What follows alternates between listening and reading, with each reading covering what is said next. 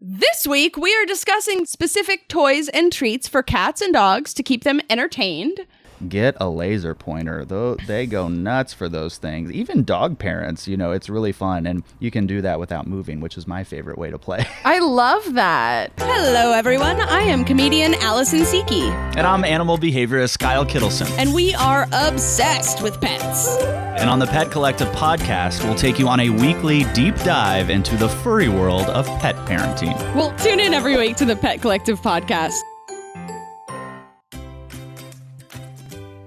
The toy industry is so critical to our dog and cat's overall well-being. Now, my all-time favorite toy, though, for real, is those sticks that you throw the ball with. And they go like 100,000 feet. I just recently got one purely for the sake of not wanting to touch strange dog saliva at the park. But it's amazing. There are different ways you can interact with your dog with toys. And one of my favorite things to do, and it's a fun game, makes for great Instagram content for all you Instagrammers out there, is pick 3 toys, okay? Maybe a ball, a bone, and a rope. And you'll ask your dog to sit. Then you'll ask your dog to stay. And assuming your dog can do those things, you'll lay the 3 toys in front of the dog. Ooh. Then when you say okay or release your dog from that stay, the dog will go and choose one of the toys. Whatever choice they make, and they make it by picking it up and taking it wherever they're going to take it, you remove the other 2.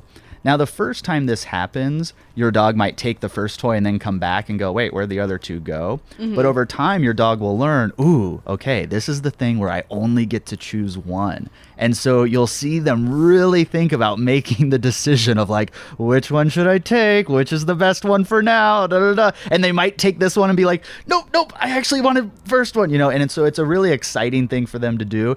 And you're putting them in control. I always think about how important it is for us to give our dogs structure so that they can succeed. But I don't think about empowering them to make choices and giving them like an environment to do that with it. You'll also learn what your dog likes.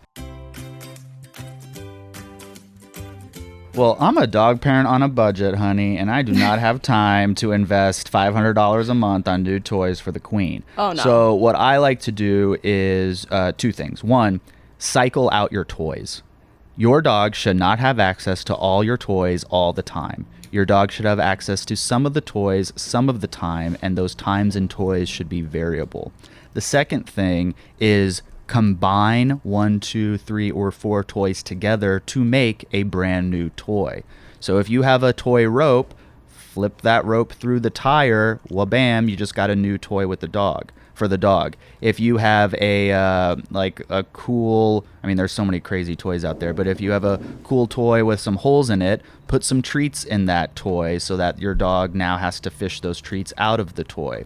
If your dog typically likes this bone, but maybe this bone, he's not into it anymore, maybe you put a little peanut butter on it or shove a carrot inside or something. You can repurpose your toys to make them more novel for your dog. And I don't buy a lot of toys because toys are only part of it, right? We do training, we do exercise, and then we have toys. Yeah. So if you're leveraging your toys correctly, you don't have to have 40,000 toys somewhere. You can have, 5 to 10, cycle them through, and it's budget friendly. Guys, remember to follow us on Facebook, Instagram, Twitter, YouTube, and TikTok at The Pet Collective, or you can find me at Allison Seeke.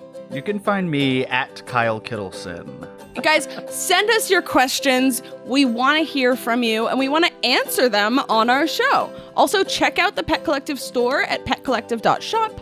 That's petcollective.shop for tons of amazing things for you and all of your fur babies. See you next week, guys. Bye. Bye. The Pet Collective podcast is produced by Jukin Media and The Pet Collective. Head producer, Anosh McAdam. Associate producer, Brandon Kendall. And our original score is composed by Corey Celeste.